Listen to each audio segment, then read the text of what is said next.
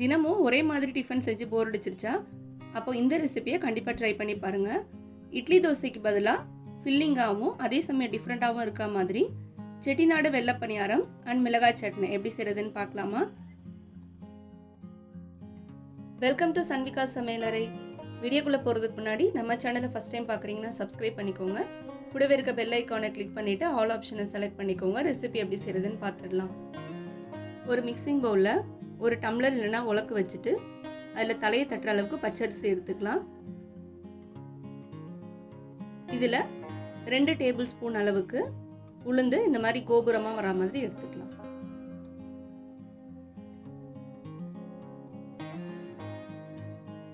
இதை ஒரு 2லேருந்து 3 டைம் நல்லா வாஷ் பண்ணி எடுத்துக்கலாம்.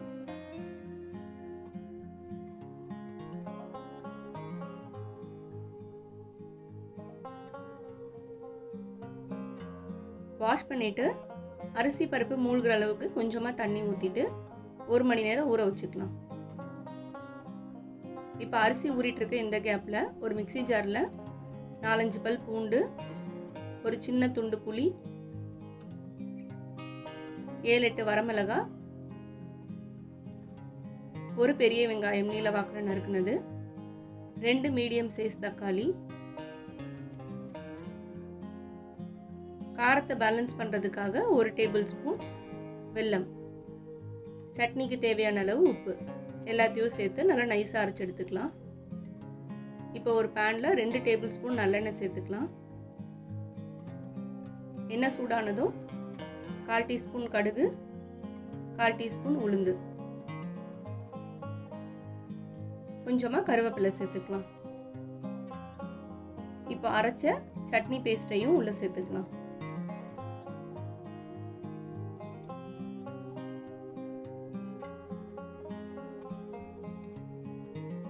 இதில் கொஞ்சமாக மிக்ஸியை அலசிட்டு அந்த தண்ணி மட்டும் சேர்த்துக்கோங்க, ரொம்ப சேர்த்துட வேண்டாம். இதை ஒரு தடவை நல்லா மிக்ஸ் பண்ணிவிட்டு மூடி போட்டு ஒரு 10 நிமிஷம் மீடியம் ஃப்ளேமில் வச்சுக்கலாம். இப்போ 10 நிமிஷம் கழித்து எண்ணெய் நல்லா பிரிஞ்சு வந்திருக்கு. நம்ம ஊற்றின கொஞ்சம் தண்ணியும் நல்லா வற்றினதும் ஸ்டவ் ஆஃப் பண்ணிடலாம். 1 மணி நேரம் ஊற வச்ச பச்சரிசியை தண்ணி இல்லாமல் ஒரு மிக்ஸி ஜாருக்கு மாற்றிக்கலாம்.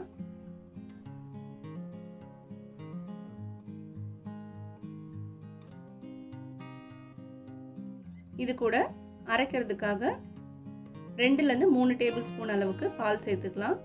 காய்ச்சி ஆற வச்ச பால் சேர்த்துக்கோங்க. கொஞ்சமாக உப்பு. இதை ஆப்பம் மாவு பதத்துக்கு அரைச்சி எடுத்துக்கலாம். தேவைப்பட்டால் கொஞ்சமாக தண்ணி சேர்த்துக்கோங்க. தோசை மாவு பதத்துக்கு இல்லாமல் கொஞ்சம் தண்ணியாக இருந்தால் போதும். இந்த அளவுக்கு இருக்க மாதிரி. இப்போ மாவு ரெடி பண்ணி தனியாக வச்சுட்டு ஒரு பேனில் எண்ணெய் சூடானதும் அடுப்பை மீடியம் ஃப்ளேமில் வச்சுட்டு ஒரு கரண்டியாக இந்த மாதிரி ஊற்றிக்கலாம். நம்ம பூரி போட்டு எடுப்போம் இல்லையா, அந்த மாதிரி 2 சைடும் நல்லா உப்பி வர அளவுக்கு வேக வச்சு எடுத்துக்கலாம்.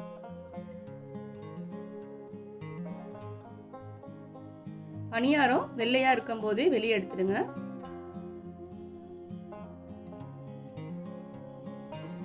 அவ்வளோதான். இதே மாதிரி ஒரு பணியாரத்தையும் ஊற்றி எடுத்துக்கலாம். நீங்கள் மாவு ஊற்றும் போது அடுப்பை கம்ப்ளீட்டாக மீடியம் ஃப்ளேமில் வச்சுக்கோங்க, இல்லைன்னா கலர் மாறிடும்.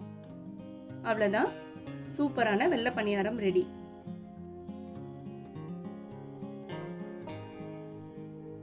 இது கூட தொட்டுக்க நம்ம ரெடி பண்ணி வச்சுருக்க மிளகாய் சட்னியோட சாப்பிட்டிங்கன்னா ரொம்ப சூப்பராக இருக்கும்.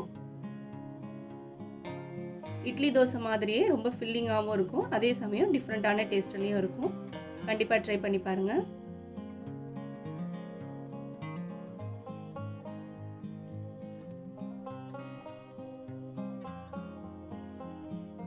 ரொம்ப கிறிஸ்பியாகவும் இல்லாமல் அதே சமயம் நல்லா சாஃப்டாகவும் இருக்கும்.